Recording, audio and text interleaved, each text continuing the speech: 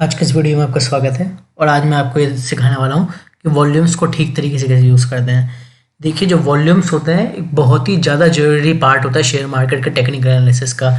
आप भले बिगिनर हैं, एक्सपर्ट ट्रेडर हैं, प्रोफेशनल ट्रेडर हैं, कोई भी हैं, आपको वॉल्यूम सीखना बहुत ज़्यादा ज़रूरी है। ठीक है ना? मतलब ये एक ऐसी चीज़ है, इसको अवॉइड नहीं किया जा सकता क्योंकि वॉल्यूम से आपको बहुत चीज़ें पता चलती हैं। आपको सेंटीमेंट, प्राइस एक्शन, लोगों का कितना इंटरेस्ट है शेयर में, थोड़ी बहुत स्मार्ट मनी क्या कर रहा है ये भी पता चलता है, बहुत कुछ पता चलता है। हाँ, हालांकि इसकी कुछ लिमिटेशंस हैं, आपको साफ साफ बता रहा हूँ, छुपाने वाली कोई बात नहीं है। वॉल्यूम में एक प्रॉब्लम है, वो ये है जब भी वॉल्यूम में कोई पोजीशन बन रही होगी या वॉल्यूम एकदम से बढ़ रहे होंगे, घट रहे होंगे, तो आपको ये जीवन में पता नहीं चल पाएगा कि उस वॉल्यूम्स के घटने बढ़ने का इंटेंशन क्या है। या हो सकता है आपको आगे फ्यूचर में निकल के आए कोई ऐसी खबर, लेकिन उस वक्त पता नहीं चल पाएगा। तो ये हम प्रोबेबिलिटी पे काम करते हैं। जो वॉल्यूम हम देखते हैं ना बढ़ रहे हैं, एकदम से सडन स्पाइक आ गया वॉल्यूम में, या अच्छे वॉल्यूम आ गए हैं, या वॉल्यूम अब बढ़ना शुरू हो गए हैं प्राइस के साथ, तो हम ये एक पॉसिबिलिटी पे काम करते हैं। ठीक है ना? मतलब एकदम एग्जैक्ट तो 100% नहीं हो सकता, एग्जैक्ट की कोई गारंटी नहीं है टेक्निकल एनालिसिस में, लेकिन फिर भी मैं आपको अच्छे से सिखाऊं, मेरी उम्मीद है अच्छे से सिखाऊं तो आप सीख जाएं और आप वॉल्यूम का फ़ायदा ले पाएँ। अब देखिए वॉल्यूम क्या है। देखिए, सबसे पहले आपको बताता हूँ, जब भी आप किसी शेयर के ये टेक्निकल चार्ट खोलते हैं तो आपको क्या करना होता है, आप इंडिकेटर्स पे जाएंगे और यहाँ पे सर्च करेंगे वॉल्यूम्स, ओनली वॉल्यूम्स। हाँ, ये वॉल्यूम है, यहाँ पे ऐसे क्लिक करेंगे तो इस तरीके से ये आप देख रहे हैं, ये जो नीचे कैंडलस्टिक्स के नीचे कैंडल्स टाइप बनी हुई हैं, तो ये वॉल्यूम होते हैं। बहुत से क्या बाय डिफॉल्ट ब्रोकर में पहले से दिए होते हैं, और अगर नहीं दिए हो तो आप इंडिकेटर्स में सर्च करके निकाल सकते हैं वॉल्यूम्स को। ठीक है? तो अब इसमें क्या है, देखिए हर एक कैंडल का, जितनी भी कैंडल्स हैं इनका वॉल्यूम होता है हर कैंडल का। मतलब हर कैंडल पे आप कर्सर रख के देखेंगे इस तरीके से, तो इसका वॉल्यूम लिखा आ जाएगा। इसमें इस वाली कैंडल पे मैंने कर्सर रखा है, इसका वॉल्यूम 2.133 मिलियन यहाँ लिखा आ जाएगा। समझ ना वॉल्यूम। इस वाली कैंडल का मैंने कर्सर रखा इस पे, इसका वॉल्यूम आ गया 4 लाख, 4.5 लाख अप्रॉक्स कुछ है। ठीक है ना? तो इस तरीके से हर वॉल्यूम का कैंडल आता है।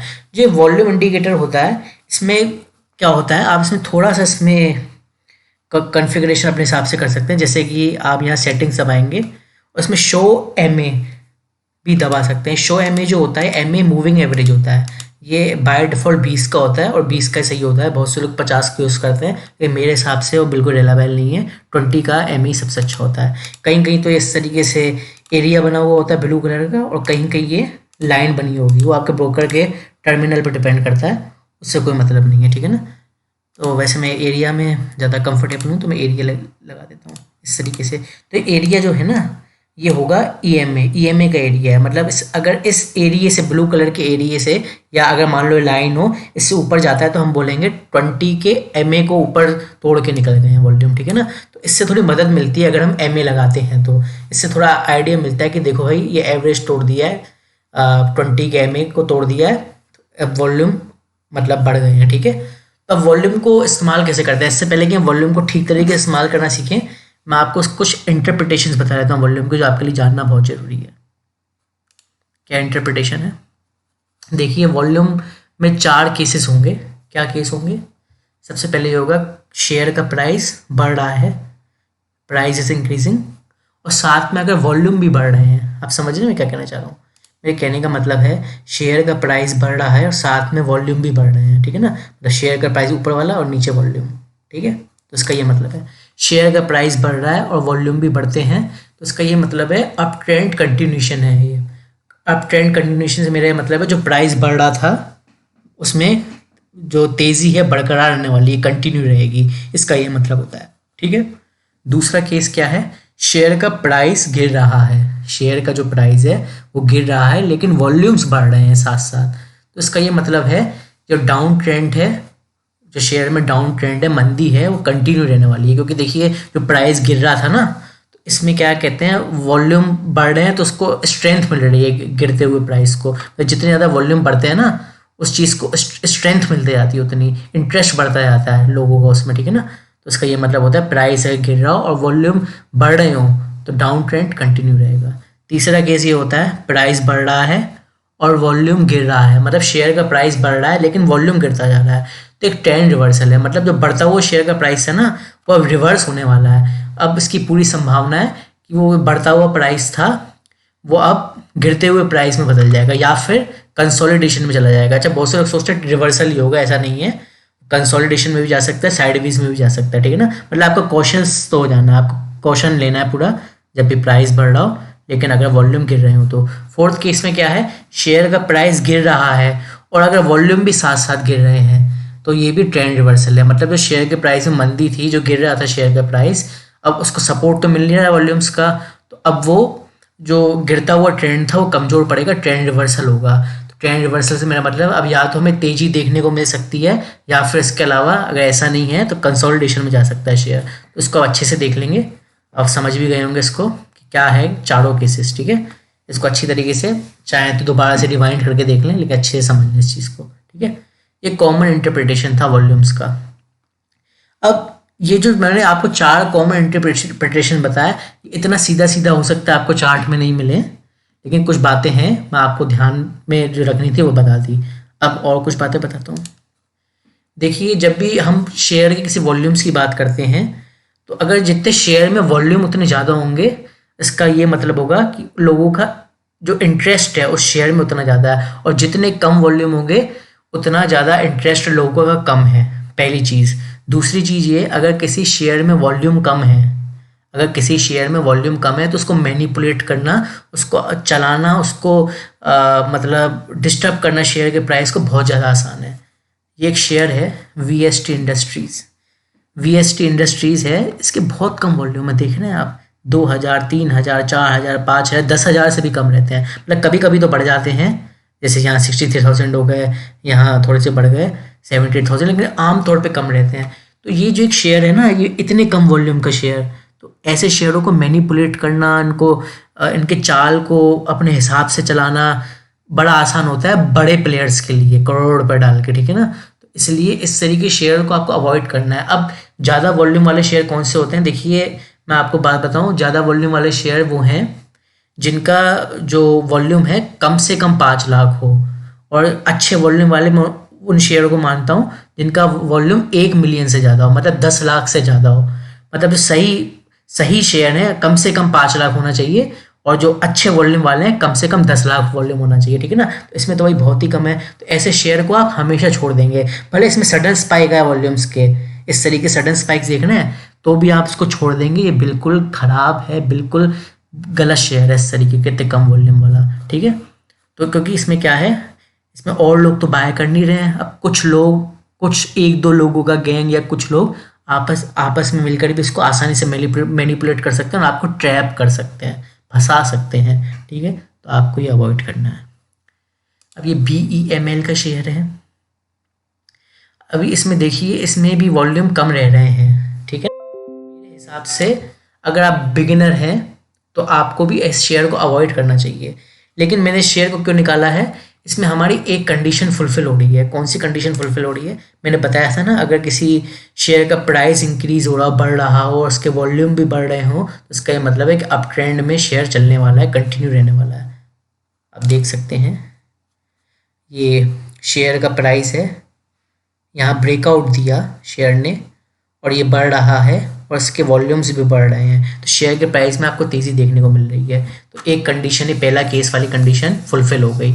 अच्छा, एक बात मैं आपको बताना चाहूँगा वॉल्यूम्स की, आप भी जब भी कोई ट्रेडिंग कर रहे हो, चाहे आप रेंज ब्रेकआउट हो, ट्रेंड लाइन का ब्रेकआउट हो, सपोर्ट और रेसिस्टेंट का ब्रेकआउट हो, तो ये जो ब्रेकआउट्स होते हैं, इन ब्रेकआउट के जितने अच्छे वॉल्यूम होंगे उतना ज़्यादा स्ट्रॉन्ग ब्रेकआउट माना जाएगा, उतना ज़्यादा मजबूत सस्टेनेबल ब्रेकआउट माना जाएगा। और अगर ऐसा ब्रेकआउट होता है इसके वॉल्यूम बहुत कम है, या फिर आप समझ रहे हैं ये 20 के MA से भी नीचे हैं, बहुत हल्के हल्के वॉल्यूम्स हैं, तो वो ब्रेकआउट फेक भी हो सकता है, उसकी जो सस्टेनेबिलिटी होगी उस ब्रेकआउट की बड़ी कम रहेगी। तो अगर आपको ब्रेकआउट को अच्छी तरीके से एफिशिएंटली यूज़ करना है तो आप वॉल्यूम्स का अच्छे तरीके से ख्याल रखेंगे। मतलब चांसेस ज़्यादा होते हैं, अगर अच्छे वॉल्यूम वाला ब्रेकआउट है तो आपको सक्सेस मिलेगी, इसके चांसेस ज़्यादा होता है, गारंटीड नहीं है, ठीक है ना, चांसेस ज़्यादा होते हैं। अब येस बैंक में देखिए, यहाँ हमारी एक और जो कंडीशन थी फुलफिल हो रही है। इसमें क्या हो रहा है, प्राइस गिर रहा है और वॉल्यूम्स बढ़ रहे हैं। तो अब देखिए यहाँ से प्राइस गिरना शुरू हुआ साथ ही साथ वॉल्यूम बढ़ रहे थे, तो जो डाउन ट्रेंड था वो कंटिन्यू रहा इतने लंबे समय तक, यहाँ से लेके यहाँ तक डाउन ट्रेंड कंटिन्यू रहा, क्योंकि वॉल्यूम भी कंटिन्यूसली बढ़ रहे थे। जैसे कि मैंने अभी आपको बताया था कि शेयर का प्राइस घट रहा है लेकिन वॉल्यूम बढ़ रहे हैं, तो डाउन ट्रेंड कंटिन्यू रहेगा।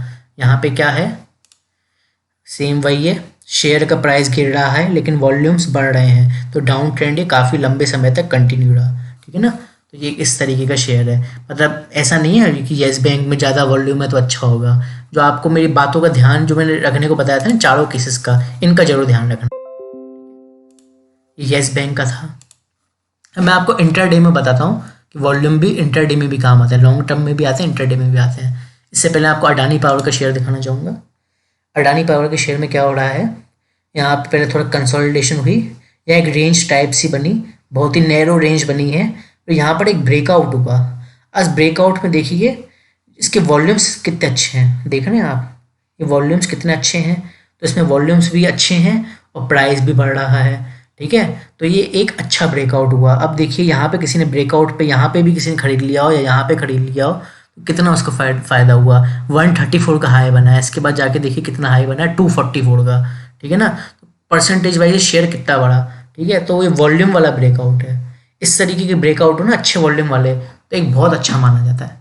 चलिए अब हम थोड़ा डेली वीकली चार्ट में देख लिया, अब मैं आपको इंटरडे में दिखाना चाहूँगा।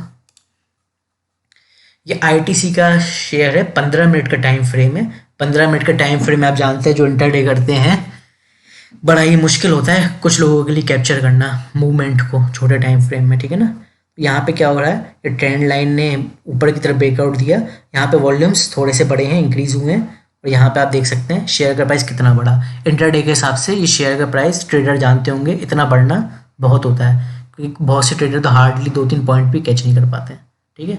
यहाँ भी वॉल्यूम्स ने अच्छा काम किया इंट्राडे में। कुछ और छोटे टाइम फ्रेम, उससे भी छोटा टाइम फ्रेम है, ये 10 मिनट का टाइम फ्रेम है, ठीक है ना। इसमें क्या हो रहा है, यहाँ पे भी ब्रेक डाउन दिया है एक, और वॉल्यूम्स आप देखिए यहाँ पे वॉल्यूम्स बढ़ रहे हैं और प्राइस घट रहा है। मैंने क्या बताया था, जब प्राइस घट रहा हो और वॉल्यूम बढ़ रहे हो तो डाउन ट्रेंड कंटिन्यू में रहता है। तो डाउन ट्रेंड आया, एक पुल बैक आया, फिर डाउन ट्रेंड कंटिन्यू में रहा, ठीक है। तो आप देख सकते हैं यहाँ पे भी वॉल्यूम ने हमारी याली जो कंडीशन है याली फुलफिल की है, और इस तरीके से यहाँ पे भी अच्छा काम किया। सेम यहाँ पर भी ऐसे ही है, यहाँ पे भी ट्रेंड लाइन ने ब्रेक डाउन दिया, नीचे की तरफ गिरा शेयर, यहाँ पे प्राइस गिर रहा है और वॉल्यूम्स भी बढ़ रहे हैं। तो ये इंट्राडे में जो इतने मूव्स होते हैं ना, ये काफ़ी प्रॉफिटेबल होते हैं अगर आप ट्रेडर हैं तो, क्योंकि लेवरेज पे होता है ना ट्रेड, ठीक है ना। तो आप देख सकते हैं इस तरीके से 15 मिनट के टाइम फ्रेम में, एक दिन के टाइम फ्रेम में, या फिर एक वीक के टाइम फ्रेम में, हर टाइम फ्रेम में वॉल्यूम्स काम करते हैं, ठीक है। तो अब मेरे कहने का ये मतलब है, आपको एक तो 4 चीज़ें ध्यान रखनी है। एक इसके अलावा एक प्रो टिप्स देना चाहूँगा कुछ मैं आपको। प्रो टिप्स ये है कि इस तरीके का आपको जो ये कम वॉल्यूम वाले शेयर हैं, इसमें आपको आमतौर पे क्या मिलेगा, मनी कंट्रोल की वेबसाइट पे भी कहीं ना कहीं दिख जाएगा, या कहीं ना कहीं अपने शेयर ट्रेडिंग के पोर्टल में दिख जाएगा वॉल्यूम गेनर्स। क्या दिख जाएगा, वॉल्यूम गेनर्स, मतलब इन शेयरों ने आज अच्छे वॉल्यूम से परफॉर्म किया है, इस शेयर में लोगों का अच्छा इंटरेस्ट आया है। देखिए जैसा कि मैंने आपको बताया कि आपको ये कभी पता नहीं चलेगा कि इस शेयर में इतने वॉल्यूम क्रिएट क्यों हुए हैं, लेकिन आपको बचने का क्या तरीका है इससे। अब देखिए इस तरीके है, कोई घटिया शेयर ही बोलूँगा मैं तो, घटिया शेयर है जिसके वॉल्यूम बड़े कम है, और अगर ऐसा शेयर है जिसके वॉल्यूम आमतौर पे कम ही रहते हैं, 5 लाख से भी कम रहते हैं, और 10 लाख से कम रहते हैं, 5 लाख से कम रहते हैं, और उनमें कुछ सडन स्पाइक आ रहा है वॉल्यूम का। आप देख रहे हैं कितने ज़्यादा वॉल्यूम कम है, मतलब 10,000 से कम है, और एकदम से कितना वॉल्यूम हुआ है, 63,000। तो आपको बिल्कुल भी ललचाना नहीं है वॉल्यूम्स को देख के, आपको शेयर को 100% छोड़ना है। या ट्रैप करने का तरीका, रिटेल निवेशक को ट्रैप करने का, फंसाने का तरीका है। कोई ऐसा स्टॉक है जिसके वॉल्यूम अच्छे नहीं रहते हैं, दोबारा बोल रहा हूँ, कोई ऐसा स्टॉक है अगर उसके वॉल्यूम अच्छे नहीं रहते हैं, आमतौर पे कम ही रहते हैं, और उसमें एकदम से सडन स्पाइक आ रहे हैं वॉल्यूम के,